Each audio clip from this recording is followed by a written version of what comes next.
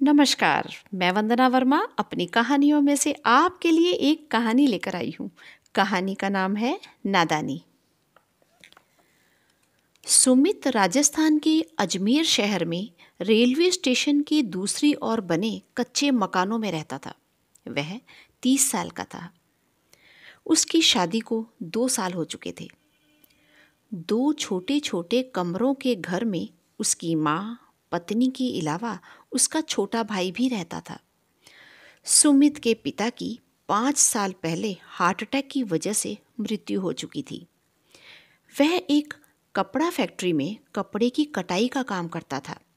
उसकी कम आमदनी के चलते घर का खर्च बड़ी मुश्किल से चल पाता था। फिर भी किसी तरह गुजर बसर हो रही थी। एक दिन सुमित रोजाना की तरह फैक्ट्री में काम पर गया। वह फैक्ट्री में काम कर रहा था कि अचानक बेहोश होकर गिर गया। अगले दिन से लगातार उसे 5 दिन तक तेज बुखार रहा। बुखार ऐसा कि उतरने का नाम ही नहीं ले रहा था। 1 सप्ताह बाद कुछ आराम आया, लेकिन थकान बहुत ज्यादा महसूस हो रही थी। 4 दिन बाद फिर बुखार हो गया।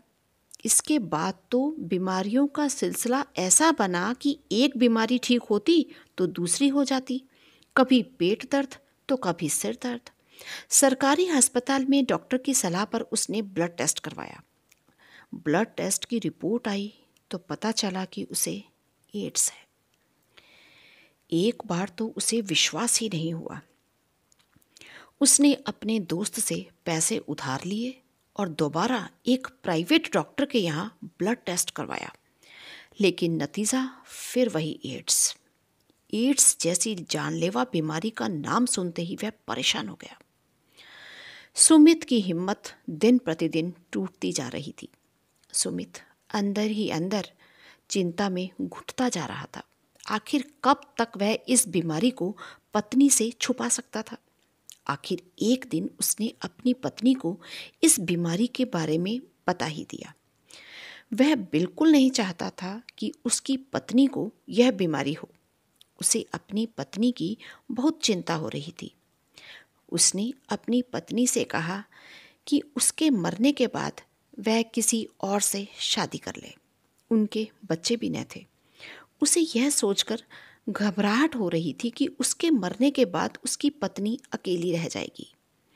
अगर एक बच्चा भी होता तो जैसे तैसे उसी के सहारे जिंदगी निकल जाती, परंतु अब वह अकेली कैसे रहेगी? सुमित रात को भी चिंता की वजह से ठीक से सो नहीं पाता था। जब से उसकी पत्नी मंजू को इस बीमारी के बारे में पता चला तो वह भी चिंतित रहने लगी कि अगर सुमित को कुछ हो गया तो उसकी गुजर बसर कैसे होगी।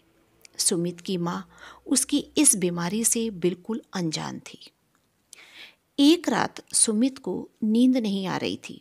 देर रात उसे अपना गुजरा वक्त याद आने लगा, जब उसने फैक्ट्री में नौकरी करनी शुरू की थी। दिन भर फैक्ट्री में काम करने के बाद थोड़ा मन बहलाने के लिए दोस्तों से मिलने चला जाता। दोस्तों के बीच बातों के साथ साथ खाने पीने का भी प्रोग्राम बन जाता। उसके दोस्तों में कुछ ऐसे दोस्त थे जिनके पेशेवर महिलाओं से संबंध थे। उन्होंने सुमित को भी 2-3 बार वहां जाने के लिए कहा, लेकिन शुरुआत में वह कुछ न कुछ बहाना बनाकर घर चला जाता। दोस्तों का बार बार आग्रह कब तक टालता? आखिर एक दिन नादानी में उसके कदम डगमगा गए और वह अपने दोस्तों के कहने पर एक पेशेवर महिला के यहाँ चला गया। वह महिला उम्र में उससे काफ़ी बड़ी लग रही थी। उसके बाद वह उससे 3-4 बार मिला, लेकिन अब वह उन सब बातों को भूल चुका था। लेकिन जब से उसे इस बीमारी के बारे में पता चला, उसे वही बातें बार बार याद आने लगी थी। उसे विश्वास हो गया था कि ज़रूर यह बीमारी उसी गलती की सज़ा है जो उसने 3 साल पहले दोस्तों के बहकावे में आकर की थी। उसकी आंखें खुल चुकी थी। उसकी एक गलती उसके लिए जिंदगी भर का अभिशाप बन चुकी थी।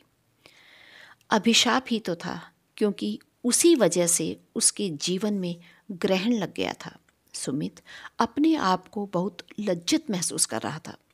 उसे तो अंदाज़ा भी नहीं था कि एक गलती की सज़ा इतनी बड़ी हो सकती है, उसे ज़िंदगी भर तड़पने के लिए मजबूर कर सकती है।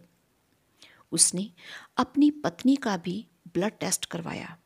वह भी HIV पॉजिटिव हो चुकी थी, लेकिन उसे एड्स नहीं था। एड्स काउंसलर ने बताया कि अभी उसकी पत्नी को अभी दवा शुरू करने की ज़रूरत नहीं है। सुमित की पत्नी बहुत समझदार थी। वह सुमित को हर समय हौसला देती कि अगर वह भी समय पर दवा ले, अच्छा खाना खाए, तो एक सफल जीवन जी सकता है।